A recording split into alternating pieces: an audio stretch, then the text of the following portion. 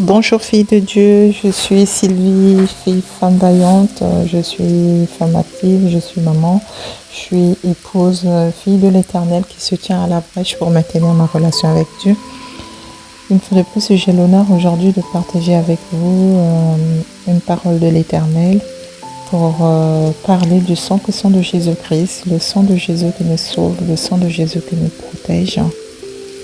Nous allons aller dans les Écritures.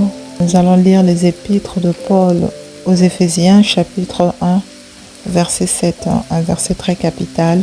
En lui, nous avons la rédemption par son sang, la rémission des péchés selon la richesse de sa grâce.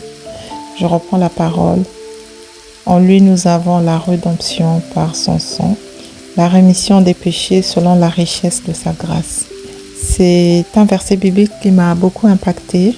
En méditant sur ce passage, j'ai compris la grâce que nous accorde le Seigneur Jésus-Christ ou notre Dieu le Père, notre Père de gloire, sur l'acquisition de la rédemption. Que veut dire la rédemption? La rédemption, c'est le rachat. La rédemption, c'est la délivrance. Donc avec lui, nous avons été délivrés par le sang de Jésus. En lui, nous avons été rachetés par son sang. Et la rémission des péchés, c'est-à-dire une rémission, c'est lorsque on oublie tous tes péchés. Tous tes péchés sont pardonnés. Tu deviens une nouvelle personne selon la richesse de sa grâce. Oh, Dieu est bon. Selon la richesse de sa grâce, le Seigneur a fait de nous des nouvelles personnes en pardonnant tout ce que nous avons fait avant. Il n'y a plus de condamnation qui est prononcée. Par le sang de Jésus, nous sommes délivrés. Je viens t'apporter ce message, ma sœur, femme vaillante, femme de prière, femme de foi, de connaître et de te saisir de la puissance du sang de Jésus-Christ.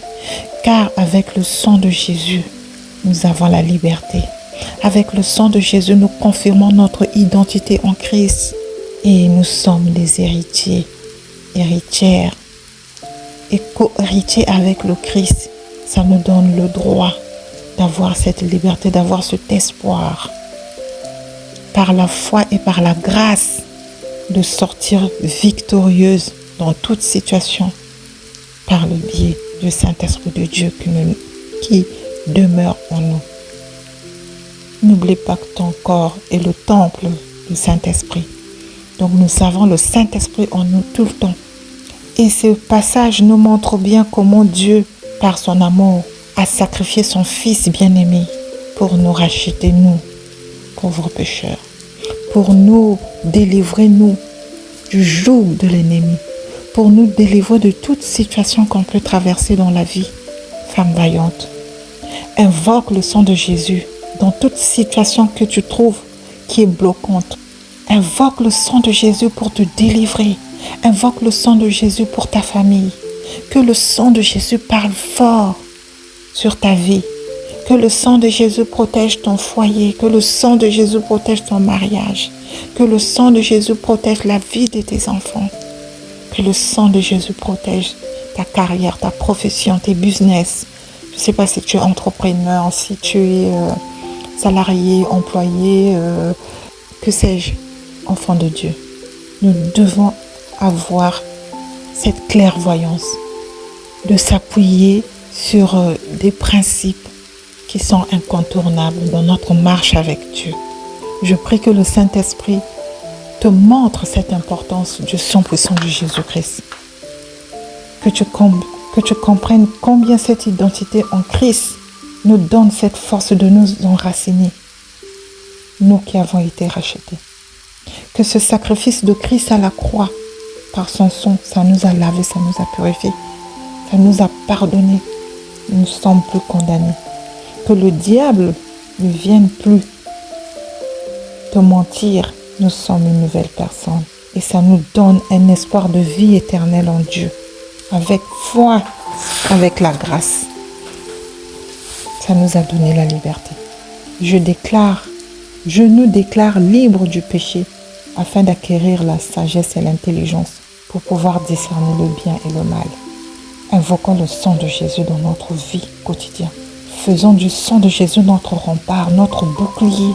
En tout cas, je nous invite à invoquer le sang de Jésus pour qu'il nous protège, le sang de Jésus, pour qu'il nous guérisse, que le sang de Jésus brise le joug, quel que soit le combat, invoque le sang de Jésus pour que nous soyons libérés.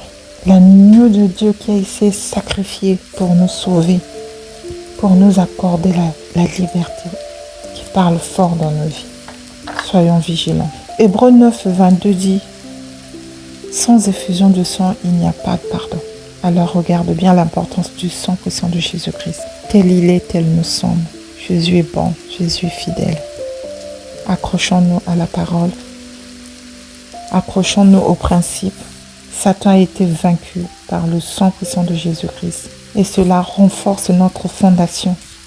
Ma sœur, le sang de Jésus-Christ a coulé 7 fois à Gethsémani. Et 7 fois, nous devons l'invoquer pour débloquer les situations. 7 fois, nous devons l'invoquer devant toute montagne. Par la foi et la grâce de Jésus-Christ, nous aurons la victoire. J'espère vous avoir éclairé. Surtout, je viens vous encourager avec humilité. Que la grâce de l'Éternel soit toujours dans votre vie. Soyez richement bénis. Et je vous dis à très bientôt. Merci. Au revoir.